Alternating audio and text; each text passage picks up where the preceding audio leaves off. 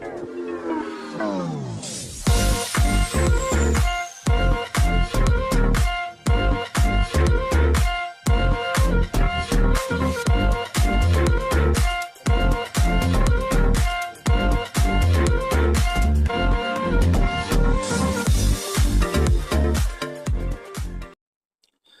sejahtera Malaysia, selamat datang ke channel Fels Lifestyle.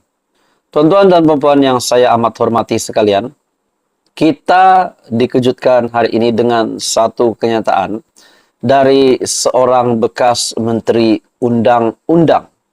Ini adalah kenyataan yang amat padu, amat mengejutkan seluruh Malaysia, disebabkan ini adalah berkait dengan isu pembebasan bekas Perdana Menteri Datuk Seri Najib Razak. Ramai yang berkata, ramai yang membuat spekulasi selepas PHBN membentuk kerajaan, ada yang membuat spekulasi Datuk Seri Anwar Ibrahim akan bantu UMNO untuk membebaskan Najib.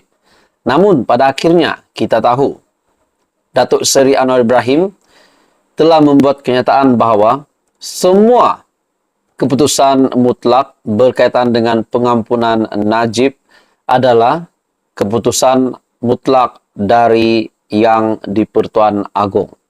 Nah, jadi itu sudah cukup untuk menjawab pertanyaan ramai orang, spekulasi ramai orang yang menyatakan Datuk Seri Anwar Ibrahim akan membantu UMNO untuk bebaskan Najib. Persoalannya, saudara-saudara, kita juga tahu UMNO pada hari ini setelah kekalahan teruk pada PRU15.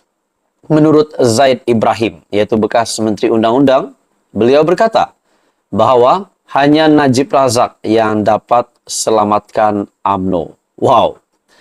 Dikala kita menanti pilihan raya negeri di 6 buah negeri yang bakal dilaksanakan pada tahun ini, dikala kita menanti adakah Najib Razak bakal dibebaskan dan mengangkat semula UMNO seperti sedia kala, seperti dahulu. Nah, saudara-saudara, dalam satu artikel, menurut Zaid, beliau meminta Anwar untuk bebaskan Najib disebabkan RM42 juta hanyalah hal yang kecil. Bekas Menteri Undang-Undang Zaid Ibrahim menggesa PM untuk membebaskan bekas PM iaitu Najib Razak demi rakyat. Dari sudut pandang scheme of things, RM42 juta, yaitu nilai dalam kes rasuah SRC International di mana Najib disabit bersalah, hanyalah perkara kecil. Kehadapan Perdana Menteri, anda perlu ubah fikiran tentang Najib. Demi rakyat, biarkan dia bebas. Dalam PRN akan datang, kerajaan Madani perlu menang. Anda perlu jadi Perdana Menteri untuk beberapa tahun lagi, siap Zahid. Zaid juga berkata, UMNO kini dalam keadaan lemah dan hanya Najib yang mampu membantu parti itu menang dalam PRN yang diadakan dalam 6 negeri nanti. Sudah pasti kemenangan UMNO juga adalah kemenangan kerajaan PHBN. Sudah tentu dia sudah didapati bersalah, tetapi dalam scheme of things, RM42 juta adalah small change. Saudara-saudara, persoalannya, apa pula penerimaan rakyat yang telah melihat Najib Razak sebagai banduan, sebagai orang bersalah? Kalaulah tiba-tiba Datuk Seri Anwar Ibrahim dilihat begitu beria-ia untuk membantu UMNO membebaskan Najib, bagaimana pula dengan kepimpinan Datuk Seri Anwar Ibrahim sebagai Perdana Menteri? Adakah itu akan menjamin bahawa beliau akan menjadi Perdana Menteri a few more years ataupun pada beberapa tahun akan datang lagi? Jadi saudara-saudara, Anwar yang juga turut menganggotai lembaga pengampunan telah menjelaskan setiap individu yang disabitkan bersalah ada hak untuk mendapatkan pembebasan dengan memfailkan permohonan dengan lembaga itu. Bagaimanapun, dia berkata pengampunan adalah hak mutlak yang di-Pertuan Agong. Persoalannya, adakah hak mutlak yang di-Pertuan Agong itu bakal dilaksanakan, yaitu pengampunan kepada Najib sebelum PRN ataupun selepas PRN ataupun pada bila-bila masa saja? Jadi ini menjadi satu keputusan yang dinantikan seluruh Malaysia. Apa komen anda? Teruskan bersama di dalam channel ini untuk info yang seterusnya. Jangan lupa tekan butang like, share, dan subscribe. Salam sejahtera Malaysia, selamat datang ke channel Fels Lifestyle. Ada satu rahasia ataupun ada satu isu, satu topik panas, satu maklumat yang pasti menggemparkan Tun Dr. Mahathir Mohamad. Ini adalah berkaitan dengan perkara satu insiden panas, satu insiden yang mencemaskan berlaku pada tahun 2000. Yaitu pada 23 tahun yang lepas. Saudara-saudara, ini adalah berkaitan dengan mata sebelah kiri Datuk Seri Anwar Ibrahim yang lebam.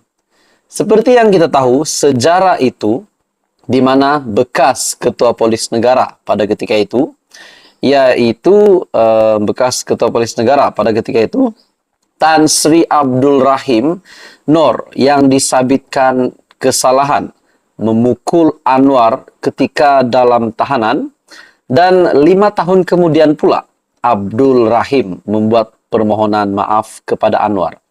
Nah, menjadi tanda tanya ramai orang, adakah perkara ini, dalang perkara ini adalah Tun Dr. Mahathir Mohamad?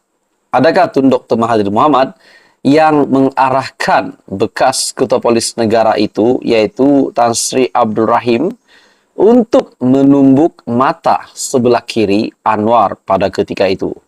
Seperti yang kita tahu, Dewan Rakyat Kecho bergegar dengan gelak tawa ahli Parlimen Pembangkang ketika seorang wakil rakyat kerajaan menuntut polis dan KDN ataupun Kementerian Dalam Negeri menyiasat sama ada Tun Dr. Mahathir Mohamad terlibat ataupun terbabit dalam insiden mata lebam Datuk Seri Anwar pada tahun 1998.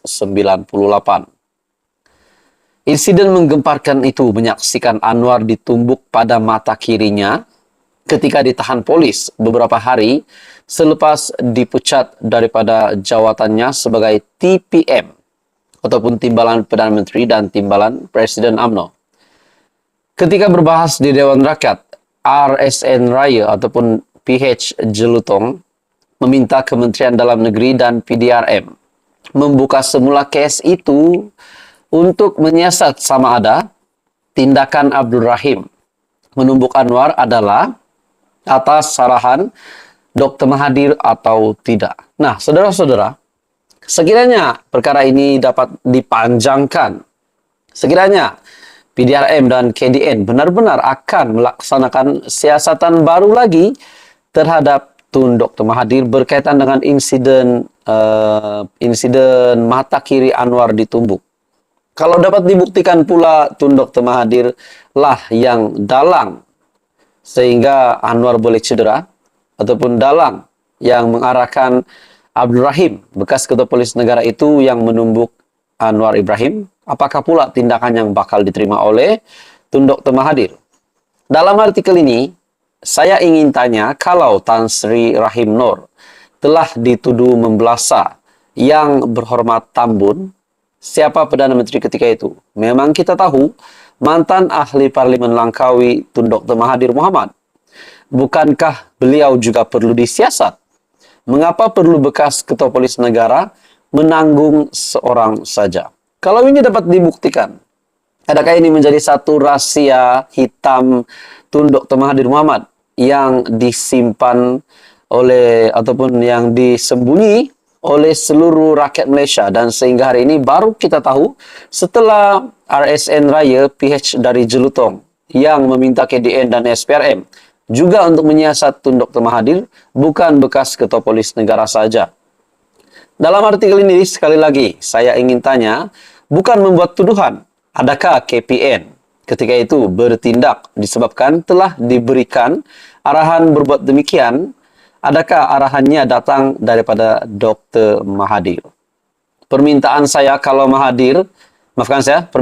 kalau perkara itu dilakukan oleh Abdul Rahim atas arahan Dr. Mahathir, siasat perkara itu, dan kita bawa Dr. Mahathir untuk menghadapi pertuduhan kerana tiada had masa. Jadi saudara-saudara, Bagi saya ini satu kejutan baru kepada Tun Dr. Mahathir Mohamad.